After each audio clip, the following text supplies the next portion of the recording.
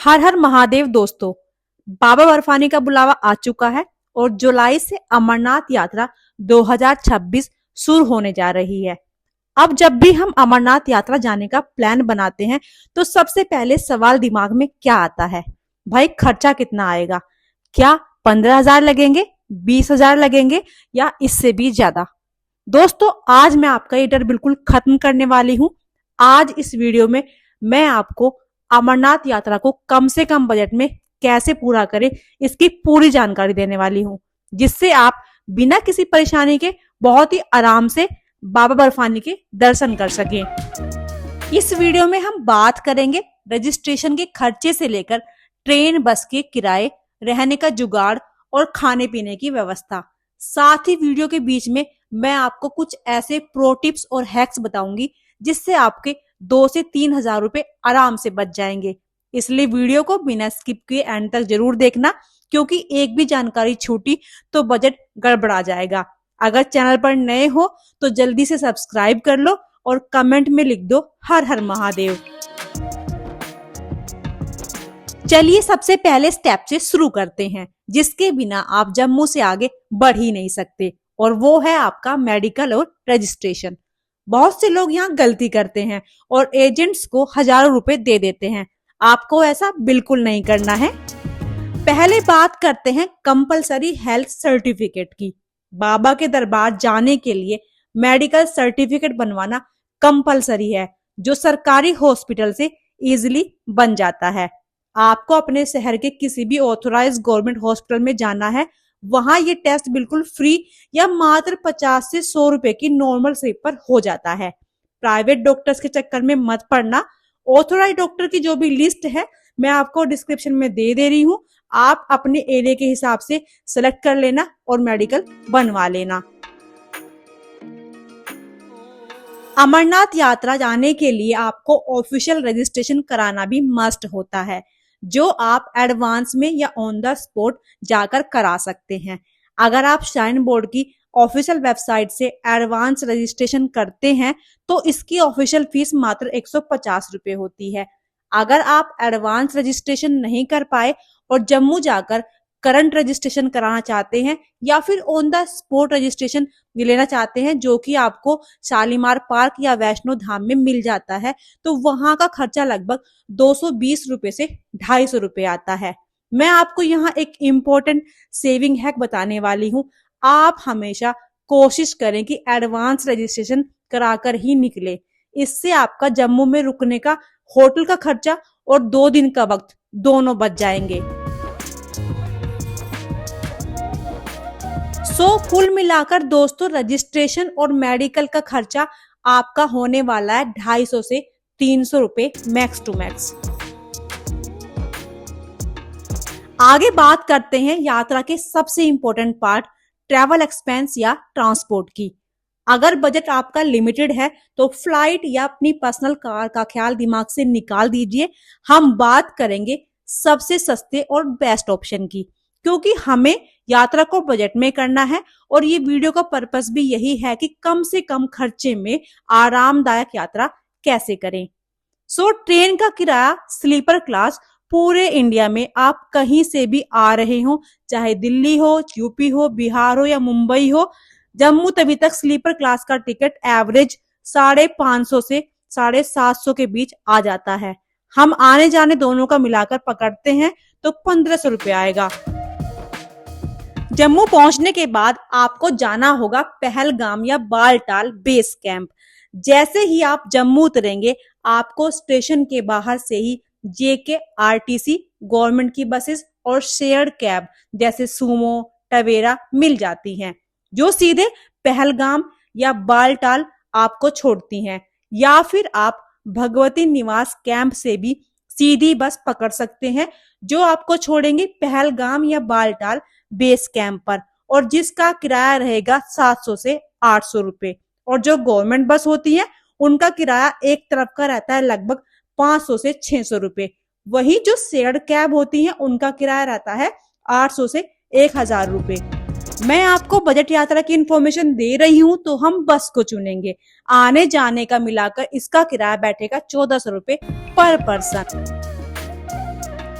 दोस्तों वीडियो में आगे बढ़े उससे पहले कमेंट में एक बार जय बाबा बर्फानी जरूर लिखे और आप कहां से इस वीडियो को देख रहे हैं और आप बाबा अमरनाथ के दर्शन करने के लिए कब जाने वाले हैं।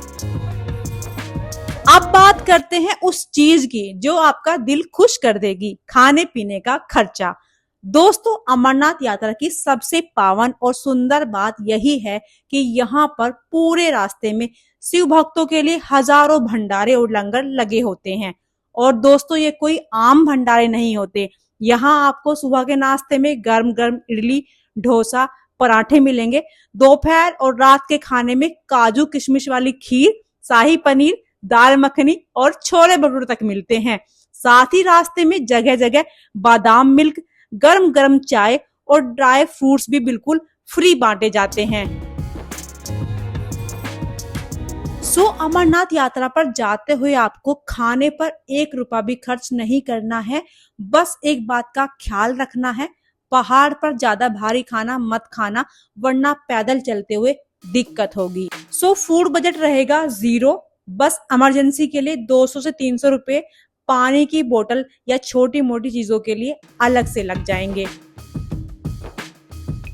खाना तो फ्री हो गया, पर बर्फ और ठंड के बीच रुकना कहाँ और कितने खर्चे में होगा ये भी तो जानना जरूरी है। दोस्तों अमरनाथ यात्रा के हर पड़ाव पर जैसे चंदनवाड़ी, शेषनाग, पंचतरणी और बालटाल पर सरकारी और प्राइवेट टेंट्स लगे होते हैं। यहाँ आपको पर बेड के हिसाब से रहने की जगह मिलती है।